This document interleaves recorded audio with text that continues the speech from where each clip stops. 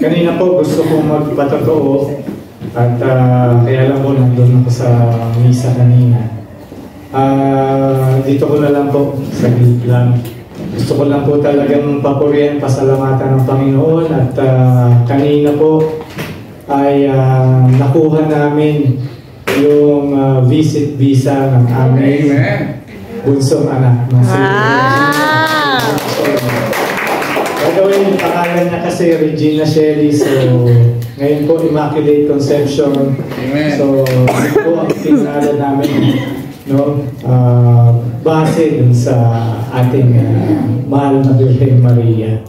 Amen po. Amen. So, maraming salamat po. Hindi ko na po i-detalye dahil doon na po ako sa sharing sa ating pagninilay.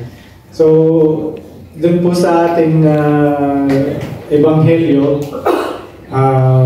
dalawang bagay po, no? Yung submission and trust. Amen? So, submission po, katulad dun sa Ebanghelyo, yung pag-submit, no, ng ating mahal na ina doon sa plano ng ating Panginoon. Amen? Amen. So, yun din pong kanyang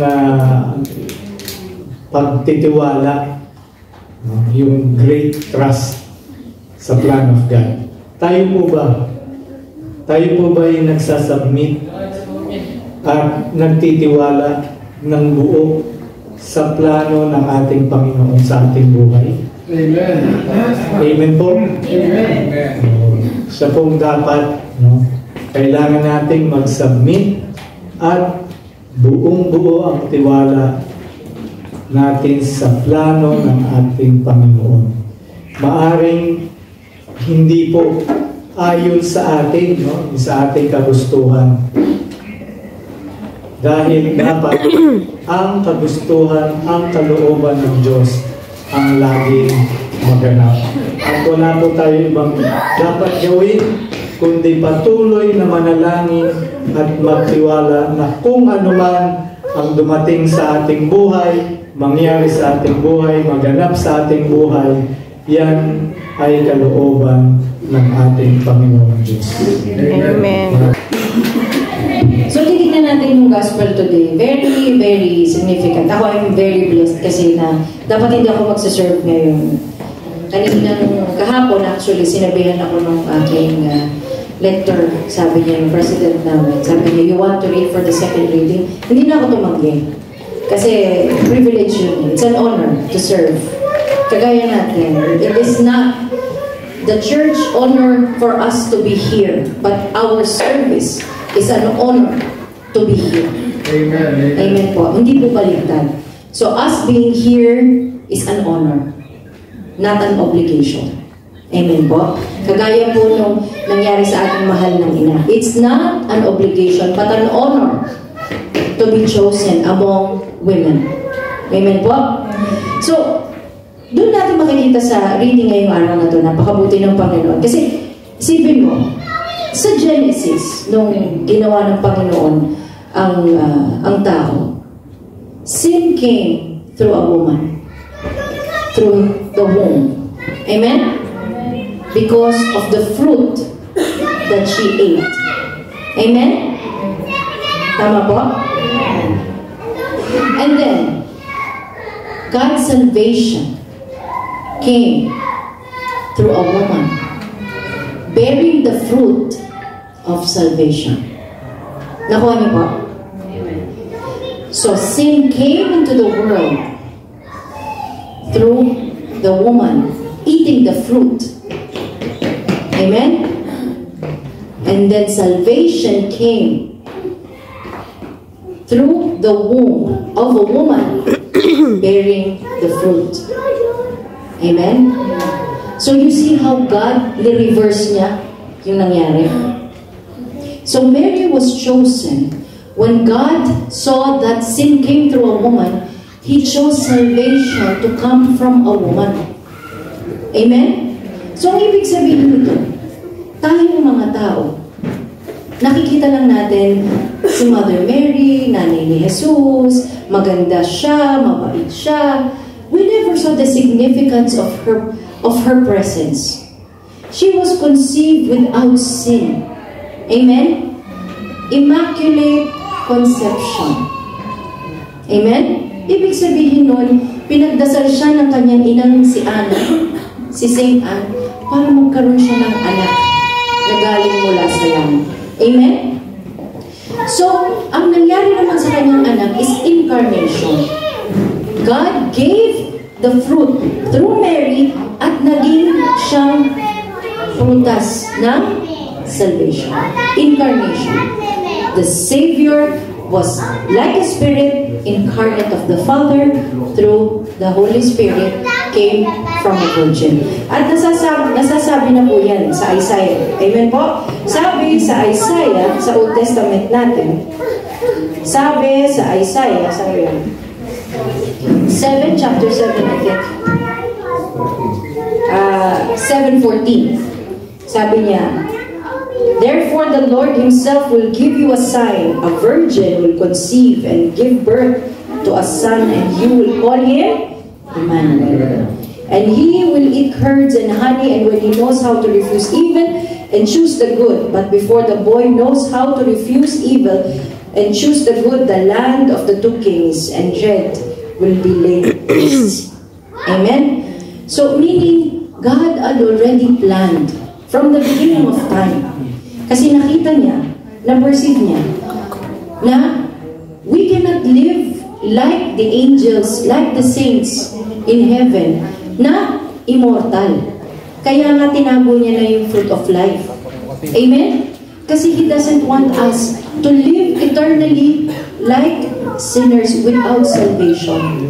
He allowed us to die, so after our death, He will give us eternal life.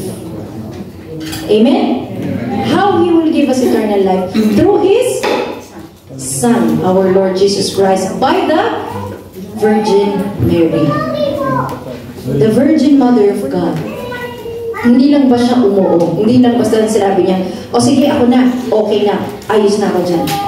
She asked, who are you? Sabi niya dun sa angel. How do I know this is coming from God? Nakita mo ang iyong pinsan na si Elizabeth. Nagbuntis siya sa pamamagitan na banal na Espiritu Santo na hindi na siya dapat magbubuntis. So that is the time Mary said, be it done to me according to your word. Submission. So ang sabi ng ating Panginoon, if you trust me, you will open your heart, you will trust everything, remove any doubt, and you will give to me your heart. Dahil bakit? Pag hindi natin binigay sa Diyos ang puso at isipan natin, paano sa atin papasok ang pagpapala? Paano sa atin ibibigay ng Panginoon yung ipinangako niya sa atin, limpak-limpak na pagpapala? Umaapaw, siksik, liglig. Amen? Our God is not the God of sakto. Our God is the God of overflow. Amen? And sabi nga yan sa Panginoon, di ba? He saves not one, not two, but everyone. He will not allow anyone to be missed. Lahat tayo. If we choose salvation. Amen? So kaya mga kapatid, today is the Immaculate Conception. Let us be encapsulated or hayaan natin balutin tayo ng banal na Espiritu Santo, the same Spirit that born Jesus Christ, the same Spirit that Jesus Christ gave to the apostles lives within us. Huwag nating hayaang mamatay ang Espiritu Santo na galing sa Panginoong ating Ama na punta sa banal na ina at sa kanyang anak. Amen? Dahil sa pamamagitan nito, tayong lahat mabubuhay sa buhay ng ngayon kasama ng ating ina at ng kanyang anak at ng ating ama. Yun lang mga po. Salamat. Puri natin ang Diyos na buhay. Merry Christmas po in advance. Yes! Sorry po. Medyo, puro tayo seryoso So, yung ating Ebanghelyo po, mag-share na po ako ng kaunti. Kung saan, dito ay binigyan ng yung malaking responsibilidad, yung mga ibig sabihin, binigyan ng kahalagaan yung mga kababaihan dito sa Ebanghelyong ito. Kaya napakahalaga sa atin yung ating mga ina, no? So, purihin natin ang ating mga ina. Napakan natin ang ating mga sisters, no? Sapagkat ito sa ating Ebanghelyo ay binigyan ng malaking tungkulin yung ating mga kababaihan o yung ating mga ina, no? Sa magitan po ng pagtao, no? Ni Maria sa Panginoong Jesucristo, no? Sa magitan ng Holy Spirit, no? So makikita natin dito yung katangian, no? Ni Mama Mary, no? Nung sinabi sa kanya na magdadalang tao siya sa magitan ng Banal na Espiritu, nagugulumihan siya. Siyempre, natural, no? Sino ba naman hindi magugulumihan? Ikaw ay wala pang asawa. Tatakda pa lamang sila ikakasal, di po ba? Tapos magdadalang tao ka na. Magbubuntis ka na, no? But, ano ginawa ni Mama Mary? Tinanggap niya, no? I-accept, no? Ng responsibilidad na ito na magdadalang tao sa ating Panginoong Jesucristo. Amen? Katulad din po ito sa atin, mga naglilingkod sa ating Jesucristo, no? Diba? Nung tayo ay tinawag ng ating Panginoon Jesucristo upang maglingkod, di po ba? Tinanggap natin ito, no? So, katulad ni Mama Mary, tinanggap niya yung binigay na responsibilidad sa kanya ng ating Panginoon Jesucristo. Ganun din po tayo. Kaya, ano ang kasunod na ginawa ng ating mahal na Mama Mary? Kanya pong itong inalagaan at kanya pong itong ginampanan, no? O sinunod yung kalooban ng ating Panginoon Kristo. So ano pong ibig sabihin nito sa ating buhay? Binigyan tayo ng ating Panginoon Kristo ng tungkulin, tinawag tayo sa kanya-kanyang ministry, binigyan tayo ng tungkulin sa bawat isa. May ilan sa atin na gaya ng salita, may ilan sa atin na maawit, services. So, dapat natin ito gampanan at pangalagaan sa ating buhay. Amen? Amen! Malinaw po ba? Malinaw! At kapag ito ay ating ginawa, tatanggap tayo ng biyaya pagpapala. Katulad ni Mama Mary, di po ba? Tinanggap niya ang biyaya pagpapala. Ano po ang kanyang reward? Siya po ay nakyat sa langit, di po ba? Gusto niyo bang makapiling si Yahweh Shaddai? Amen! Ngayon, kaya dapat natin gayahin yung ating mga ina o I mean si Mama Mary, no? Kung ano ang kanyang ginawa, no? Sa tungkulin na inatang sa kanya ng ating Panginoon Kristo. Kaya muli, isang palakpak po sa ating mga Barangay po namin, Immaculata Concepcion Fiesta po sa amin ngayon. I-share ko lang po the characteristics or the character of Mary. Character po ni Mary is siya po ay may humility and meekness. Amen? Despite po na pinili siya ng Panginoon para magdala ng anak ng Diyos, nanatili po ang kababaang loob ni Maria. Amen?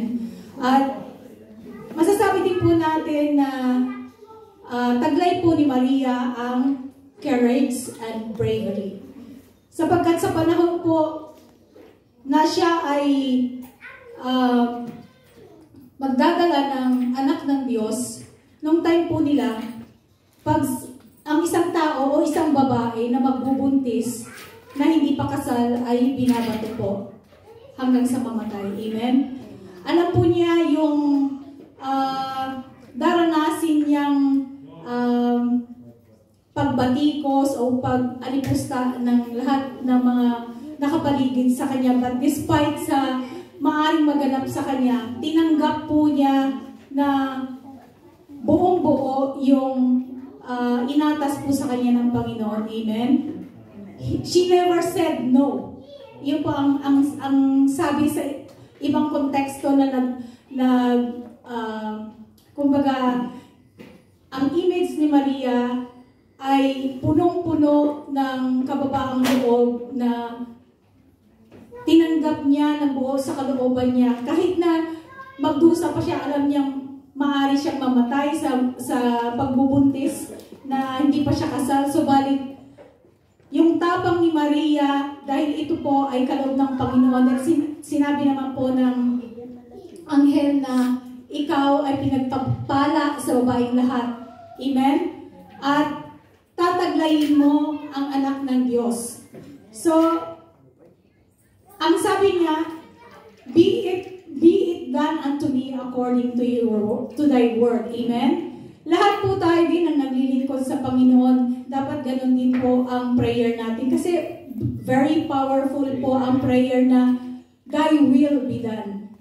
Actually, madalas ko po itong sinusulat sa aking prayer request kasi minsan mas maigi na yung kalooban ng Panginoon yung maganap sa atin kaysa yung kalooban po natin na maganap sa atin. Ang dami po nating request. Sa totoo lang, minsan na ako maabot ng 14 yung prayer request ko. But then sabi ko, minsan sabi ko ganun, ano ba talagang kalooban mo, Panginoon, sa akin? Pero ang very powerful na prayer po talaga is, thy will be done. Amen? Sapagkat dinideclare po natin na ang Diyos po ang may hawak sa atin, ang Diyos po ang may hawak sa future natin, ang Diyos po ang may hawak sa finances natin, ang Diyos po ang may hawak sa ating physical na kalusugan at ating spiritual. Amen? Yun lamang po mga kapatid.